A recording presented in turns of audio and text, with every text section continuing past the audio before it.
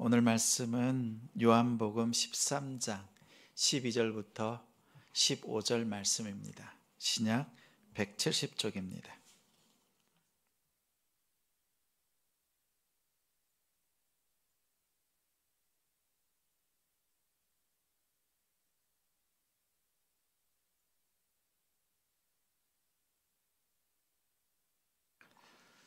요한복음 13장 12절부터 15절까지 함께 읽겠습니다. 그들의 발을 씻으신 후에 옷을 입으시고 다시 앉아 그들에게 이르시되 내가 너희에게 행한 것을 너희가 아느냐?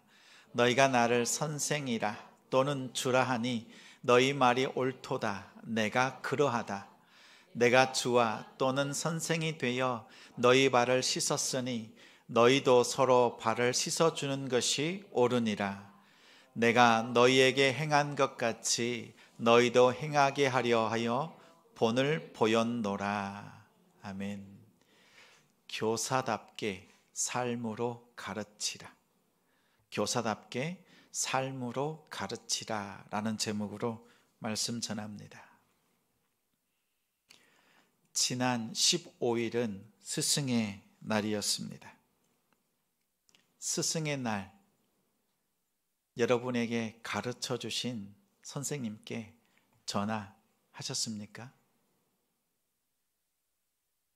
또 여러분에게 좋은 영향력을 끼친 분에게 여러분의 마음을 표현해 보셨습니까?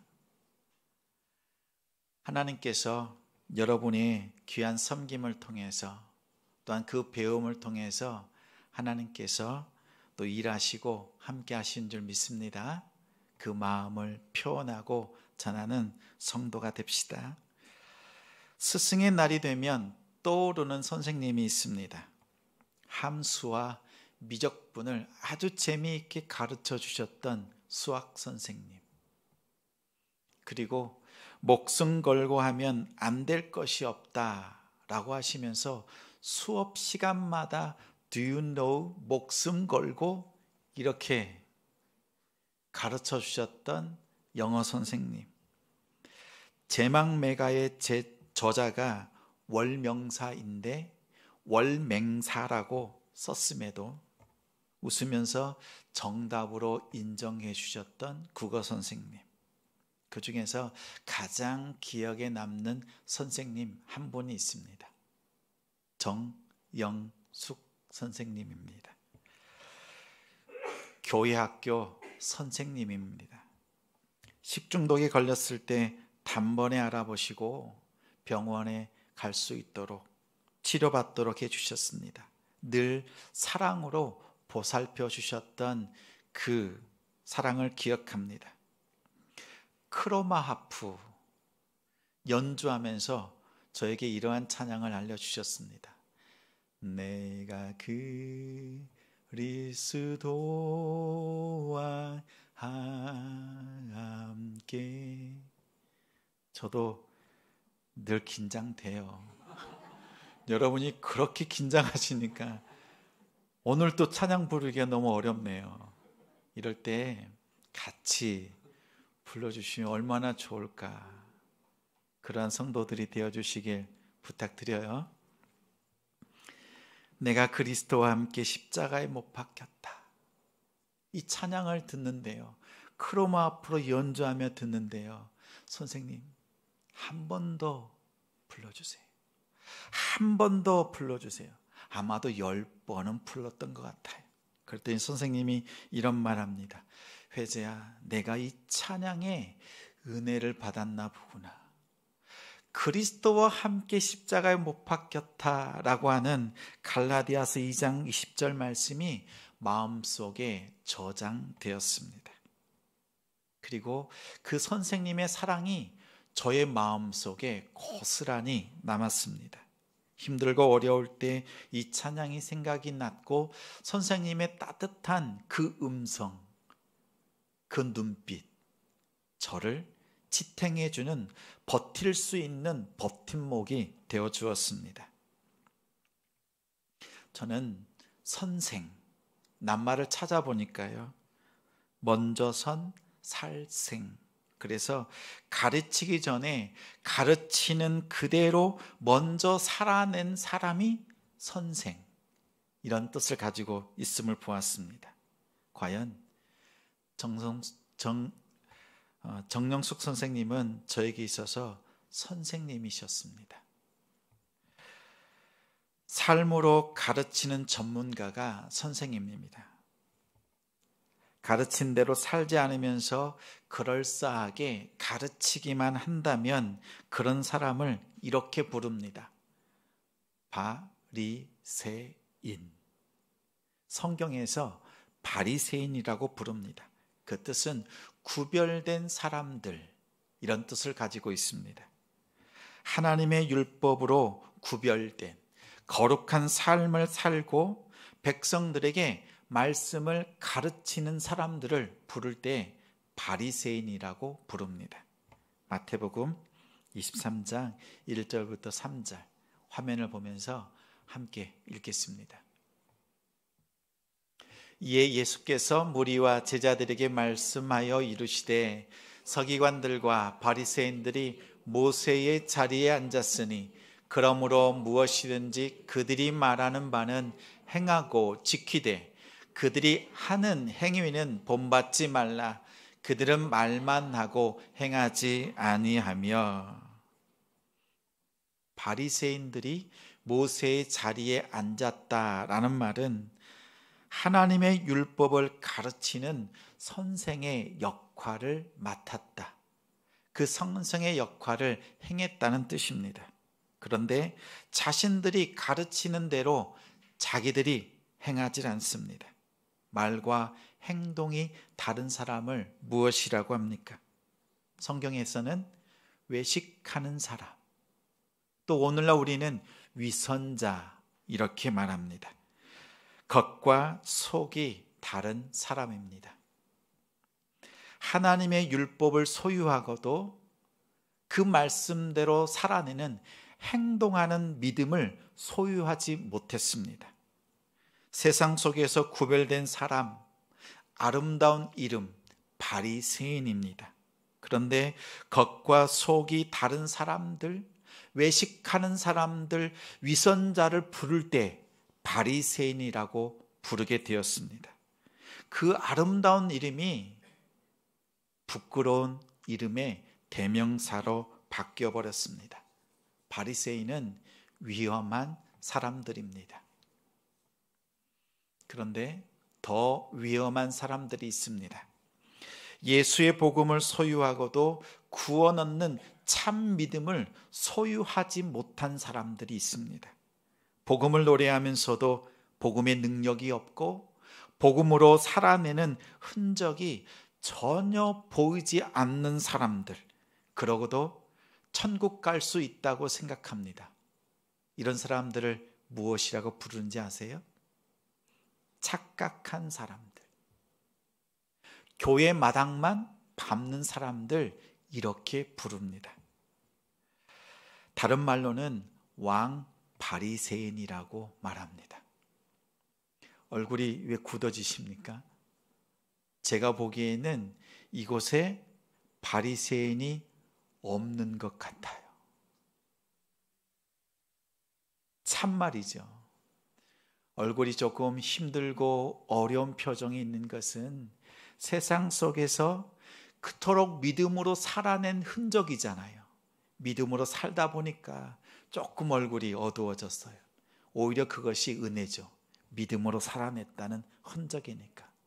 또 한편으로는 올 때 즐겁고 막 기쁩니다. 그 모습은 어떤 모습이라고요?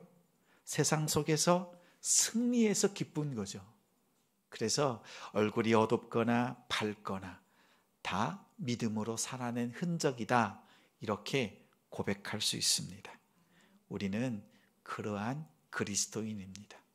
우리 속에 바리새인 같은 모습 없습니다. 이렇게 고백해 봅시다.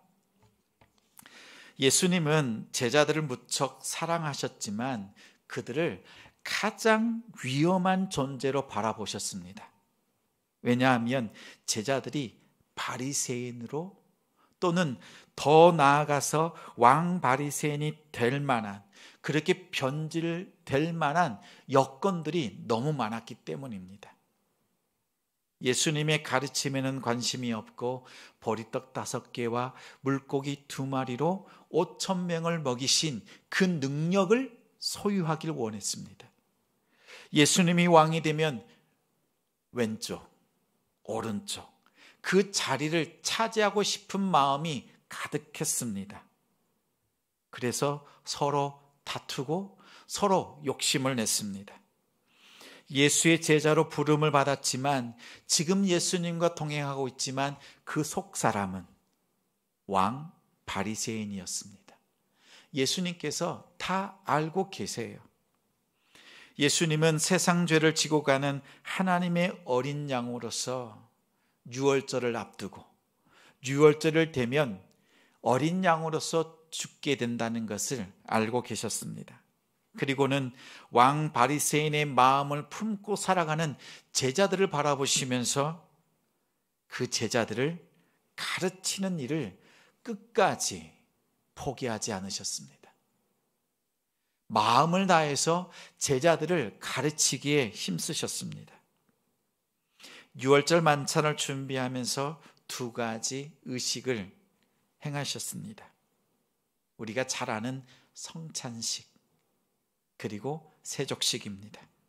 떡을 떼어 먹고 포도주를 마시면서 이것은 내 몸이요 내 피라고 가르쳐 주신 것이 성찬식입니다.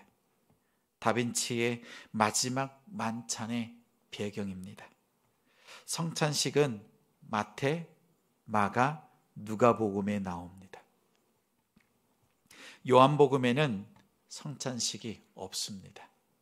반면에 오늘 본문의 세족식은 요한복음에만 있습니다. 또한 성찬식은 없습니다.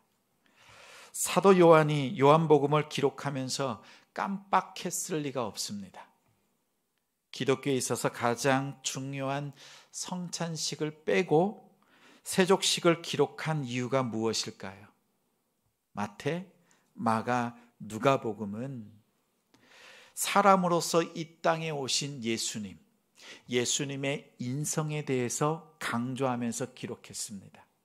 반면 요한복음은 하나님으로서 이 땅에 오신 예수 그리스도, 예수님의 신성에 대해서 중점적으로 기록했습니다. 우리는 예수님의 인성, 참 사람 되심과 예수님의 신성, 참 하나님 되심을 믿습니다. 둘 중에 어느 것 하나라도 부인하면 참 믿음이 아닙니다. 이 믿음을 갖는 성도가 됩시다. 이것이 다른 종교와 기독교를 가르는 결정적인 차이점이 됩니다. 신이 인간의 모습으로 태어나고 인간을 위해서 죽는 신, 이 땅에 어디에도 없습니다. 인간을 위해서 낮아지는 신 없습니다. 오직 하나님만이 사람과 소통하시기 위해서 사람의 모습으로 오셨고 가장 낮은 곳으로 임하셨습니다. 다른 종교는 내가 찾아가야 하고 내가 열심히 빌어야 하고 내가 착하게 살아야 하고 내 마음을 비워야 비로소 신의 곁에 가까이 갈 수 있습니다. 신의 경지에 이룰 수 있다고 가르칩니다. 그런데 우리 기독교는 하나님이 찾아오시고 하나님이 먼저 우리의 죄를 용서하시고 하나님이 십자가에서 죽지만 이 땅에서 승리할 수 있는 그 비결을 직접 보여주신 겁니다.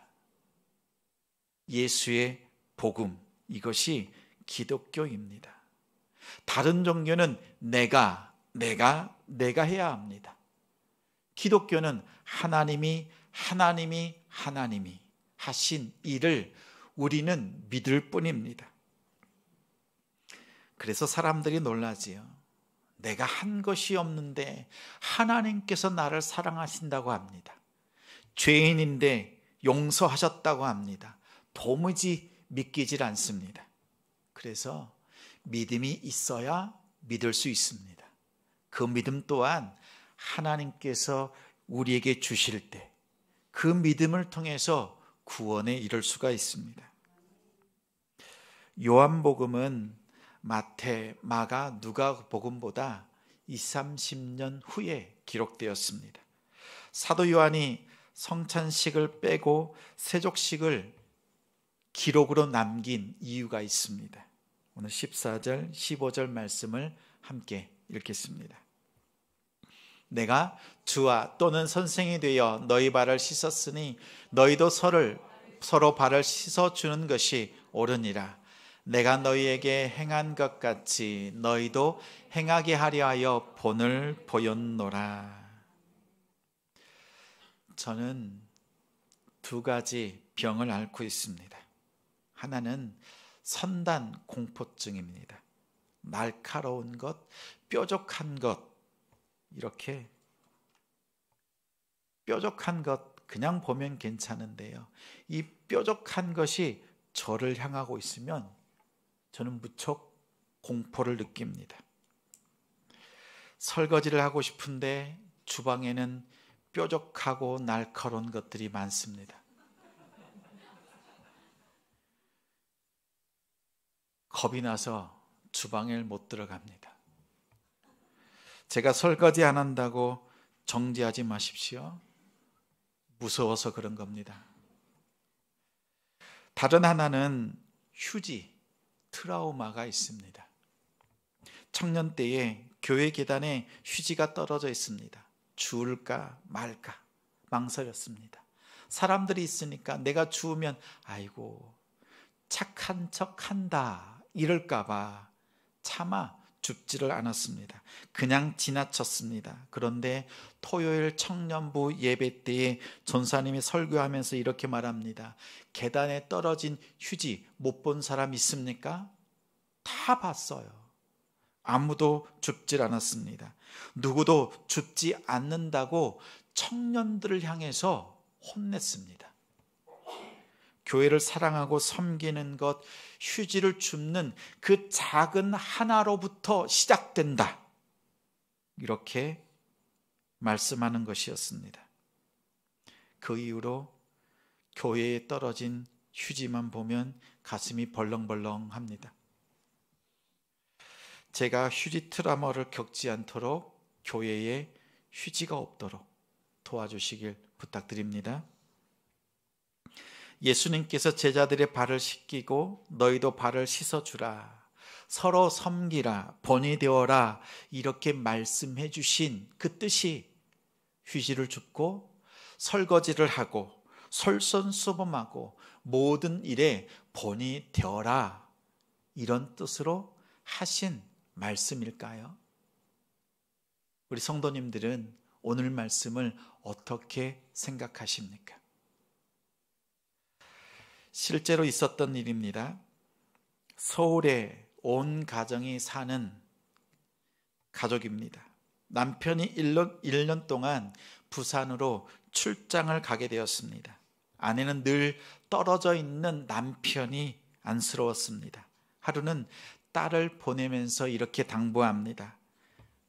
아빠한테 가서 집 청소도 좀 해주고 빨래도 좀 해주고 아빠랑 함께 부산 여행을 하고 좀 오라고 보냈습니다.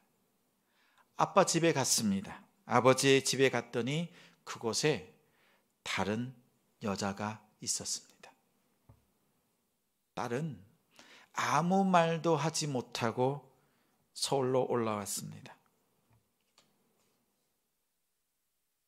딸에게 자신의 죄, 외도하는 것을 들켰습니다. 다음 날 바로 아버지가 서울 집으로 올라왔습니다. 그런데 아내가 이 남편을 맞이하는데 이렇게 말합니다. 여보, 어떻게 말도 안 하고 올라왔어요? 힘들었지요. 급히 맛있는 식탁을 차려서 남편을 대접합니다. 딸이 아빠의 외도하는 그 모습을 알고도 엄마한테 말하지 않았습니다. 그냥 엄마한테 아빠가 무척 바빠서 그냥 올라왔어, 이렇게만 말한 것이었습니다.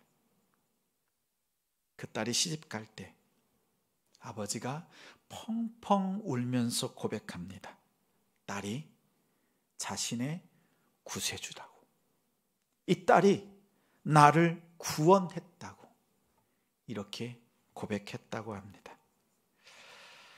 가정을 다시 회복하고 지킬 수 있었던 것은 깨끗한 삶이 아니라 죄 사함, 죄 용서를 통해서 가정이 다시 회복될 수 있었습니다. 딸 때문에 그 가정이 회복될 수 있었습니다.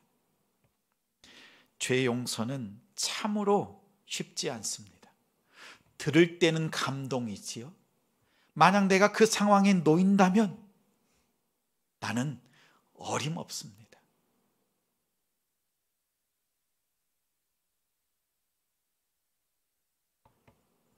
내 힘으로는 불가능합니다.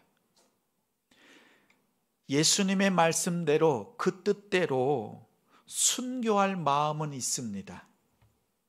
그러나 죄를 용서하라고 하는 그 말씀에는 조금도 순종할 마음이 생기질 않는 것이 우리 사람의 모습입니다. 우리의 삶 속에 죄가 없는 것이 아니라 죄를 용서하는 그 능력이 없습니다. 예수님은 우리를 너무나 잘 아십니다. 그래서 예수님께서 먼저 수건을 두르시고 제자들의 발을 씻기셨습니다. 내가 주와 선생님에도 불구하고 죄인된 너희를 섬기노라. 떡을 떼고 포도주를 마시면서 이것은 나의 몸이다, 이것은 나의 피다. 내 살을 먹고 내 피를 마시는 자는 영생을 가졌고 마지막 날에 내가 그를 다시 살리리라. 예수 그리스도의 용서를 아는 자만이 예수님의 피와 살을 먹고 마십니다. 여러분이 구원받을 수 있는 그 이유는 단 한 가지입니다. 순전히 예수님께서 여러분의 죄를 고발하지 않고 여러분의 죄를 품고 죽으심으로, 그 용서하심으로, 그 죄 용서, 죄 사함 때문에 여러분이 구원받은 것입니다. 순전히 누구 때문입니까? 순전히 누구 때문입니까? 예수님 때문에 우리가 구원받았습니다. 예수님이 원하시는 세족식의 의미는 바로 이것입니다. 휴지를 줍는 차원, 설거지를 하고 다른 사람보다 더 갑절로 수고하고 땀 흘리는 것, 그 차원을 뛰어넘어서 곁에 있는 지체, 가장 사랑하는 사람들의 죄를 용서하고 덮어주는 자리까지 나아가는 것, 우리 힘으로는 안 돼요. 그러니 예수님께서 먼저 모범으로 보여주신 겁니다. 먼저 발을 씻기시면서 말씀합니다. 세족식을 통해서 예수님의 용서, 하나님의 용서를 바라보라고 합니다. 예수님의 성만찬, 분명 우리를 용서하신 그 사랑이지요. 십자가의 피 흘리심, 내가 너를 이렇게 죽기까지 너를 사랑하고 용서하고 구원했다. 이것이 성만찬이잖아요. 또 한편 세족식은요, 내가 섬기는데 그렇게 섬겼다는 거예요. 어떻게 해요? 죽기까지 너희들을 섬겼다는 거예요. 다시 말하면 세족식과 성만찬은 동급입니다. 세족식을 통해서 예수님께서 십자가에 죽으신 그 성만찬의 의미를 기억해내는 것, 그리고 성찬을 통해서 예수님의 섬김이 구체적으로 얼마만큼 깊고 넓은가, 그 죄 용서함이 얼마나 큰가 다시 기억하라고 하는 말씀입니다. 예수님의 섬김은 말씀으로가 아니에요. 삶으로예요. 자신의 몸을 내어주면서까지 그 사랑을 보여주신 겁니다. 온전한 섬김의 자리까지 연약한 지체, 여러분의 가장 가까이에 있는 사랑하는 사람들을 용서하십시오. 주님께서 그것을 원하시는 거예요. 마음을 잠깐 기쁘게 해주는 정도의 섬김이 아니라 뿌리 깊은 그 아픔까지도 용서했으면 좋겠다. 그렇게 섬겨주겠니?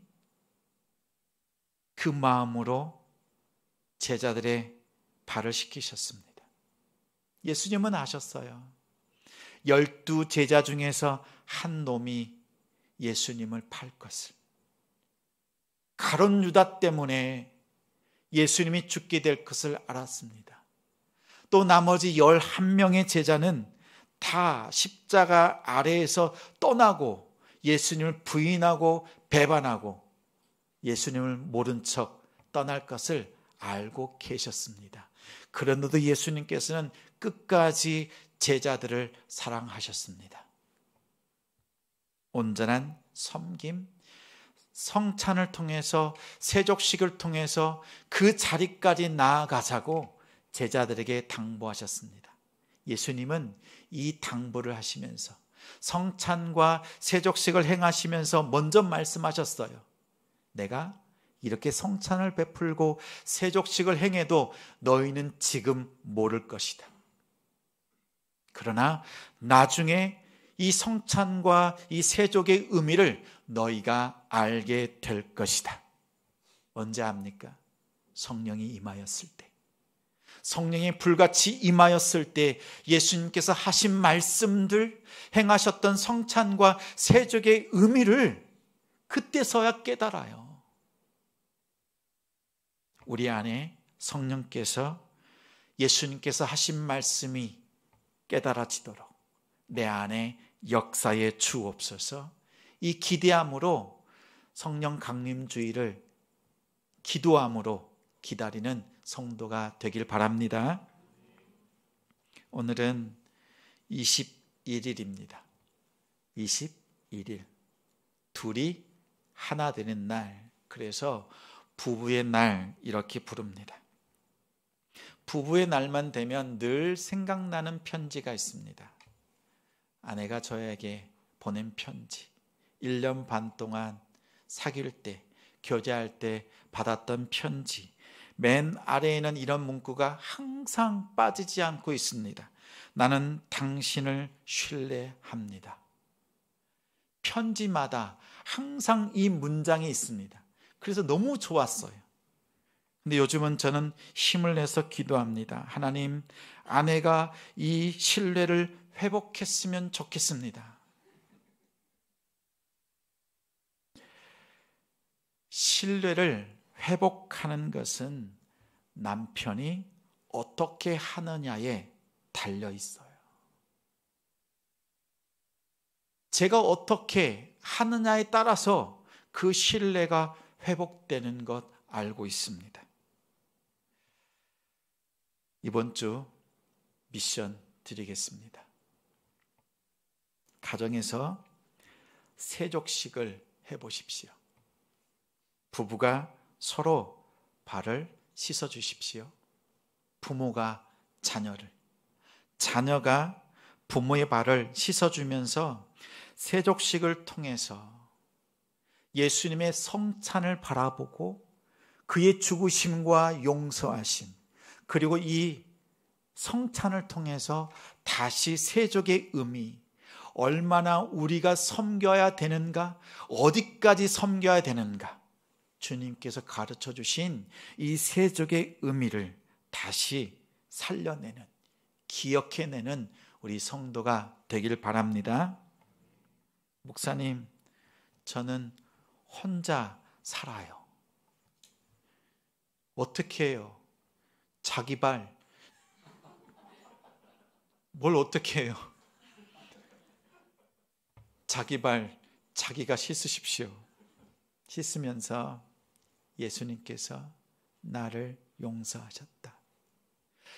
예수님께서 나를 용서하셨다. 그 사랑을 기억하는 것이 세족이다. 이것을 기억하면서 감사하십시오. 고백해 보십시오. 그러면 한 주간의 여러분의 삶 속에 성찬과 세족을 통해서 주시는 하나님의 그 은혜와 그 가르침이 넘쳐날 줄 믿습니다. 오늘 교사로 임명받은 선생님들, 예수님을 닮은 좋은 선생님이 되시길 부탁드립니다. 삶으로 가르치시는